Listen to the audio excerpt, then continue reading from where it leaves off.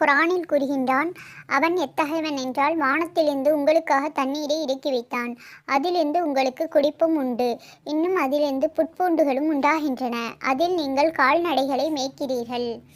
இவ்வாறு அல்லாஹ் குர்ஆனில் 16வது சூரா 10வது ஆயத்தில் கூறியிருக்கின்றான். மேலும் உலகத்தில் உள்ள நீர்களிலே மிகவும் அற்புதமான சிறந்த மருத்துவம் மிக்க தண்ணீர் ஜம்ஜம் தண்ணீர் ஆகும்.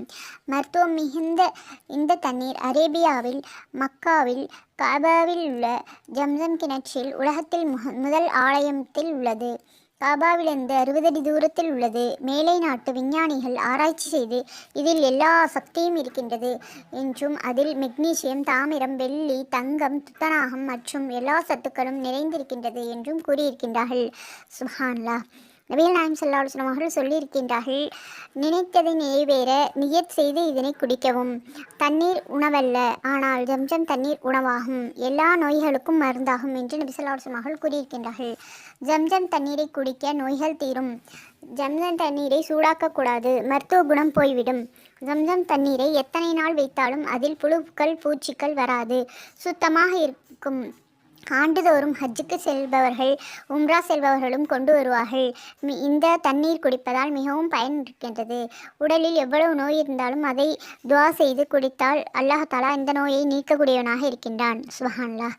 எவ்வளவு தண்ணீர் இருந்தாலும் குறையாது ஜம்ஜம் கிணறு. ஜம்ஜம் கிணறை மக்கள் தண்ணீர் எடுக்க எடுக்க அது ஊறிக்கொண்டே இருக்கும். அல்லாஹ்வுடைய அற்புதங்களில் ஒன்றாகும். விஞ்ஞானிகள் பம்ப் செட் போட்டு லட்சக்கணக்கான நீர் இறைத்தார்கள், துளியும் குறைவில்லை. சரி, தண்ணீர் எடுக்காமல் விழுந்தால் நிறையுமா என்றால் அதுவும் இல்லை. இந்த ஒரு அற்புதத்தை பார்த்தாலே அல்லாஹ் தஆலாவை ஈமான் கொண்டு நாம் அனைவரும் நல்ல முஸ்லீமாக வாழ முடியும் இன்ஷா அல்லாஹ்.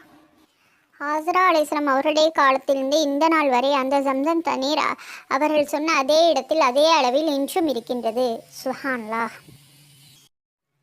ஜம்ஜம் தண்ணீர் பருகும் பொழுது ஹசரத் இக்ரிமா ரலியல்லாஹு அன்ஹு அவர்கள் கூறுகிறார்கள், ஹசரத் அப்துல்லா இப்னு அப்பாஸ் ரலியல்லாஹு அன்ஹு அவர்கள் ஜம்ஜம் டீன் அருந்தும் பொழுது இந்த துவாவை ஓதுவார்கள். அல்லாஹும்ம இன்னி அஸ்அலுக இல்மன் நாஃபியா வ ரிஸ்கன் வாஷிஆ வ ஷிஃபாஅம் மின் குல்லிதா. யா அல்லாஹ், நான் பிரயோஜனம் தரும் கல்வியையும் விசாலமான இரணத்தையும் நோயிலிருந்து நிவாரணத்தையும் உன்னிடம் கேட்கின்றேன். இந்த துவாவை ஓதி மேலும் நமது தேவைகளையும் கேட்டு இன்ஷா அல்லாஹ் இந்த தண்ணீரை பருக வேண்டும். மேலும் நபி ஸல்லல்லாஹு அலைஹி வஸல்லம் அவர்கள் கூறியிருக்கிறார்கள், தண்ணீர் பாத்திரங்களையும் உணவு பாத்திரங்களையும் எப்பொழுதும் மூடி வைக்க வேண்டும். ஆண்டில் ஒரு இரவு உண்டு, அந்த நாளில் திறந்த உணவு தண்ணீர் பாத்திரங்களில் கெடுதிகள் இறங்கும்.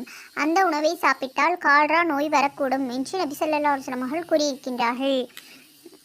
மேலும் சாப்பாட்டில்